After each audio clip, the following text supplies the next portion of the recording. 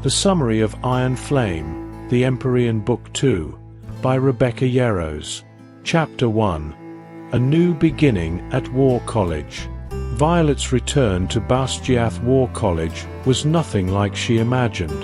After surviving her first year, brutal, merciless, filled with loss, she'd thought she knew what awaited her. But standing on the edge of the campus, where towers and stone walls jutted into the sky like jagged teeth, she could feel it, a new tension hanging over the grounds. It felt darker, sharper, as though the very air was charged with danger. As she stepped forward, the familiar stone pathways wound ahead, and she couldn't help but notice students eyeing her with suspicion and something even closer to fear. She remembered what it felt like to be the timid first year, desperately clinging to whatever wits and strength she had to survive in this place. But now, as a second year, the stakes were different.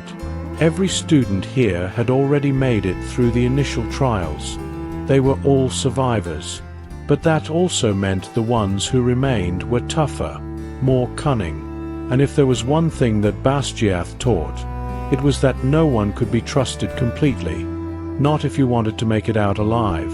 Beside her, Tairn's presence was like a quiet hum of strength, an invisible armor.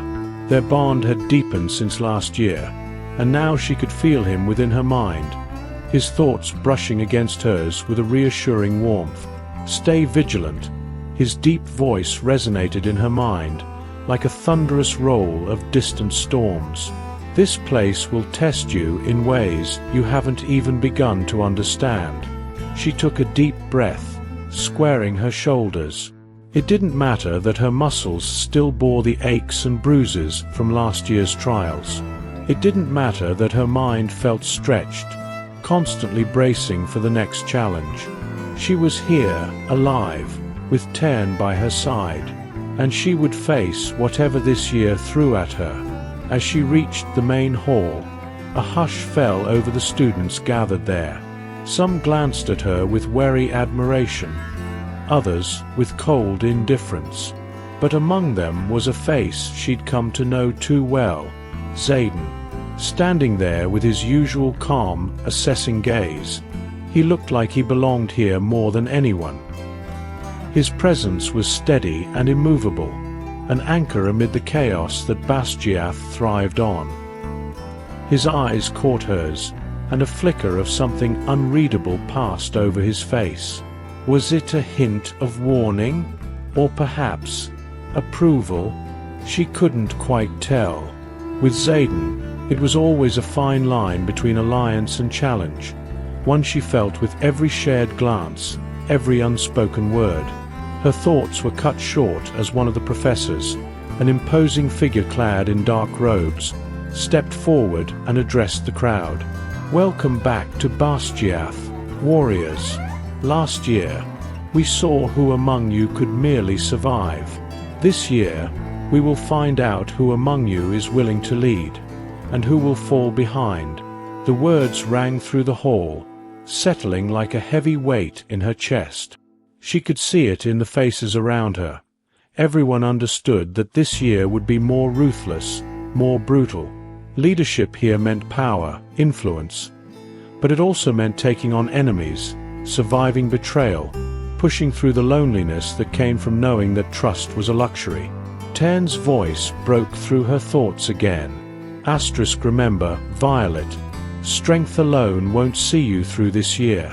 You'll need every bit of wisdom and cunning you possess, And he was right.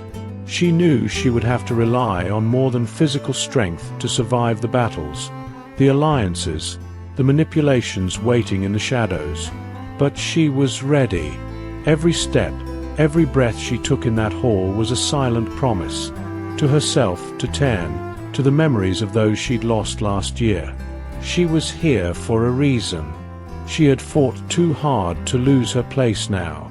As she turned to head toward the training fields, she could feel the eyes of the students on her back, burning with questions and challenges. But she kept her head high, her steps steady. She had survived her first year, and now she would do more than survive. This time, she would rise. Chapter 2. New Challenges and Rivals.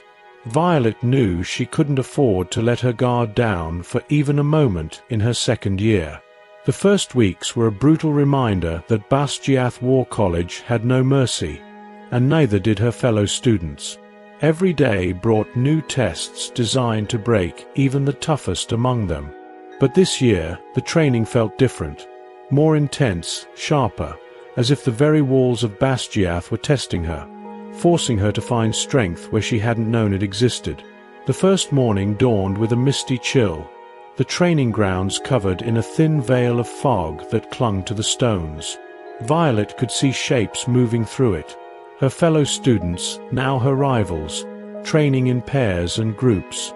She approached the sparring area, each step echoing against the stone floor, her hand unconsciously brushing the dagger strapped to her side. She didn't need to look twice to know she was being watched. Every gaze in the place held a mixture of wariness and tension. Here, trust was a weakness, and friendship was something to be earned only with the highest caution. Today's trial was announced by Instructor Wren, a hard-faced veteran whose scarred arms told tales of countless battles. He strode across the grounds, his eyes sharp, voice as rough as gravel. "Pair up," he ordered, sweeping his gaze over the assembled students.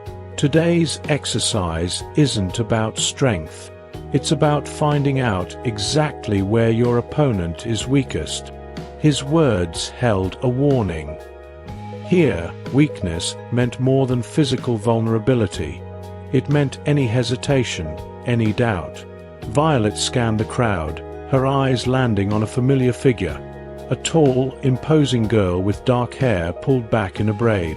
Rhiannon, one of the fiercest in her year, known for her speed and cunning.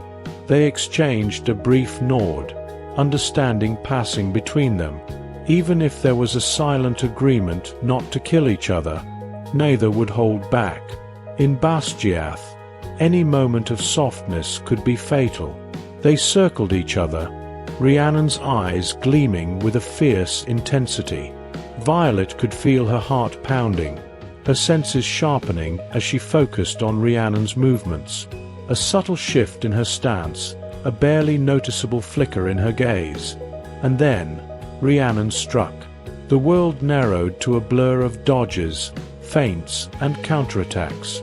Violet's mind raced, each move calculating, searching for an opening, waiting for the slightest sign of hesitation in her opponent. Sweat beaded on her brow, her muscles screaming, but she pushed forward, determined not to be the first to falter. Just as she managed a swift counter, the clash of metal echoed in the air. Rhiannon stumbled back, and for a fleeting second, Violet saw something in her eyes, a vulnerability. Without hesitation, Violet lunged, her blade stopping just inches from Rhiannon's throat. They held that position, breaths coming in shallow gasps, before Rhiannon's expression broke into a tight grin. "Not bad," she muttered, acknowledging the skill that had brought Violet this far. As they lowered their weapons, the murmur of voices around them grew louder. Other students had been watching, sizing her up, taking in every move. Some eyes held grudging respect, but others held something colder, something darker. Violet could feel the weight of their scrutiny, the knowledge that each of them was gathering information, waiting for the right moment to use it against her. Then there was Dane, standing off to the side with a guarded expression. Dane, whom she trusted once, but now, his gaze seemed to hold too many unspoken questions, doubts she didn't have the time or patience to address. She knew that alliances could be fickle here, and Dane's was a loyalty she couldn't count on, not with the shifting tides of Basgiath and the dangers that seemed to thicken like a storm cloud around her. But the most unnerving gaze came from further back. Xaden. He stood apart from the others, his eyes dark, unreadable as they watched her from across the field. It was the kind of look that stripped away any pretenses, as if he could see straight through her determination, her fears, her vulnerabilities. She felt a shiver run down her spine but refused to look away. Instead, she lifted her chin, meeting his gaze with her own steely resolve. If he thought he could intimidate her, he was mistaken. The day ended with them exhausted, bruised, and weary, but it was clear that this was only the beginning. As the students dispersed, whispers followed her, echoing in the shadowed corridors of Basgiath. She was a target, someone who had survived the first year, who had proven herself capable, and that made her a threat. She could sense it in the glances, the murmurs, the stiff smiles that barely masked resentment. Later that night, Violet sat alone in her quarters, looking out over the training grounds under the silver light of the moon. Her thoughts were a swirl of doubt, strategies, and the faces of those she'd fought that day. Tern's voice rumbled softly in her mind. They fear you now, Violet, and that is both a strength and a burden. Use it wisely, She let the dragon's words sink in, a reminder that her journey was only beginning. This year would be more dangerous than the last, but she was no longer the uncertain girl who had entered Basgiath her first year. She was stronger, sharper, and now she understood what it truly meant to survive. She would not be anyone's easy target. With a final look at the moonlit grounds, she made a quiet promise to herself. Whatever it took, she would rise above every challenge, every rivalry, and carve her own path in this ruthless world.